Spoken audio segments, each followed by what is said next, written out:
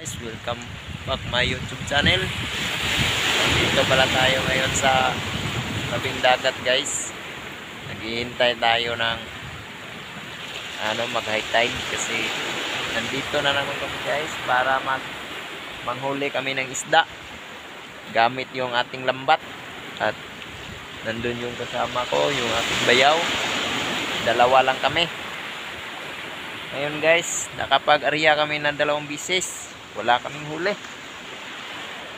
kasi hindi pa malaki yung ng dagat. Low tide pa siya, guys, kaya hintayin muna natin na mag high tide kahit yung kaunting high tide para maganda yung pag-arya ng ating lambat at makahuli tayo ng isda na pang ulam. Kung makarami naman tayo ay ibenta din yung iba para pambili ng bigas. Nandun niya yung kasama ko, guys.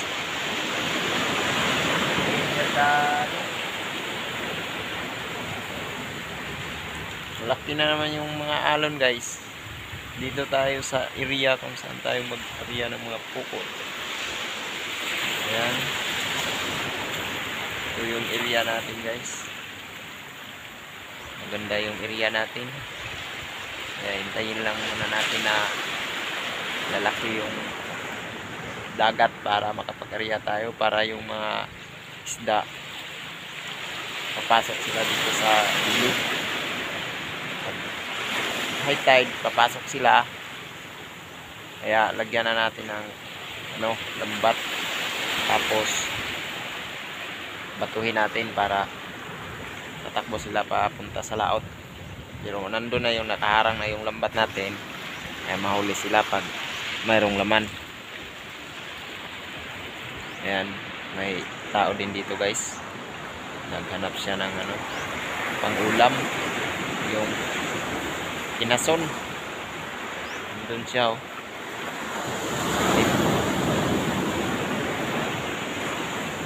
Hintay muna natin tayo, guys.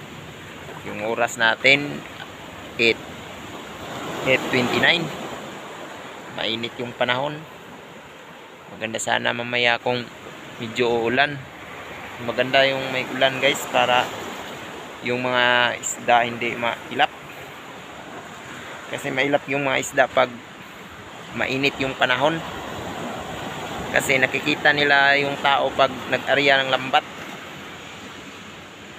Madali tayong mapansin ba. Yan.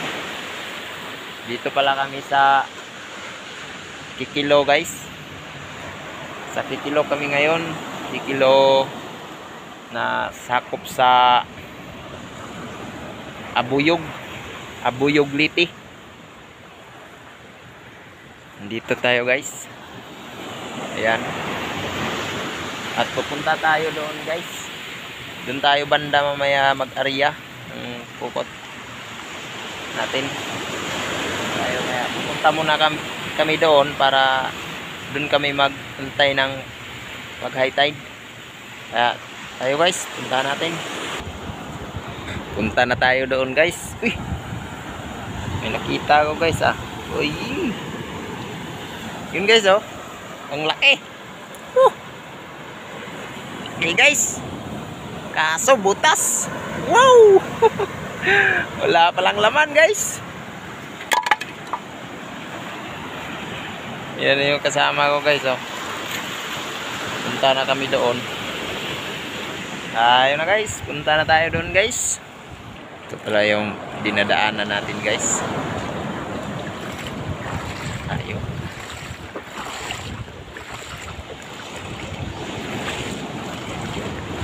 Medyo malaki na naman yung mga alon, guys, oh. Ayan. Ganda ng area natin, guys.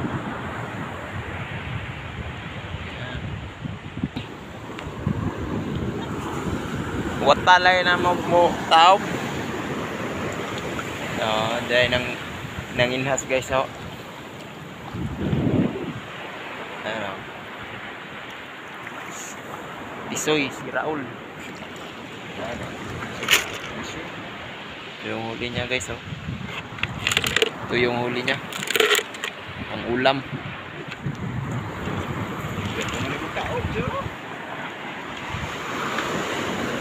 Ano po mo dunlok ato no?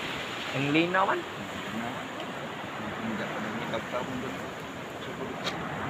Tamis.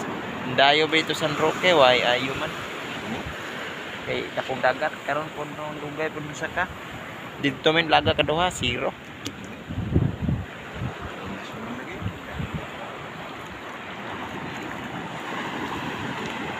Huwat-huwat na lang mi ani. Ga vlog-vlog salaman ko dire. Moto amungan guys. Pinsan pala ng asawa ko.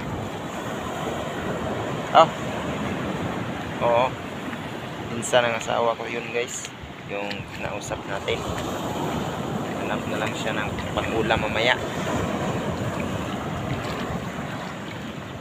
Ayan guys. Malaki na naman yung alon guys. Oh. Tingnan nyo. Parating na, parating. Paratingin na yung parating alon guys. Akit na yung dagat guys. Dito tayo mamaya mag-area ng lambat guys. Mamaya. Maraming naghahanap ngayon dito ng pang-ulam guys. Mayroon na namang isa dito. Pero hindi ko to kilala. Si ate. Ayan.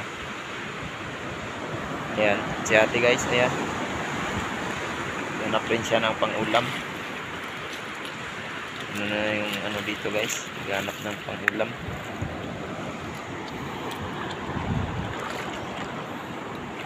Shout out pala kay Mr. Art, saka kay Ate Chari, shout out. Saka shout out din dyan sa mga viewers natin dyan, sa walang sawang panunood sa aming mga video. Maraming salamat sa inyo guys. Dito muna tayo sa Kubo. Maghintay tayo sa pag high tide. Daming mga bangka dito guys, kasi hindi sila pumalaot kasi may buwan. Tapos ano, amihan ngayon. Dami palang mga bangka nila dito guys. Ayan o. Makita nyo kaya. Ayan guys. Daming bangka. Ayan o.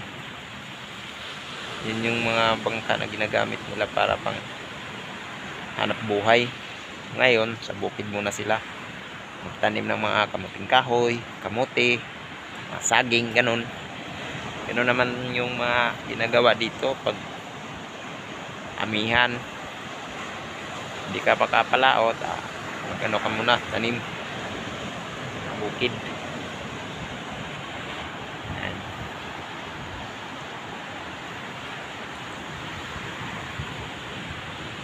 Daming bangka dito guys. Dito kasi gumagawa yung mga tao ng bangka. Yan muna tayo ngayon sa Kubo guys, para magpahinga, maghintay-hintay sa paglaki ng dagat. Kaya guys, hanggang dito na lang yung video natin at salamat sa inyong panunood. Bye bye.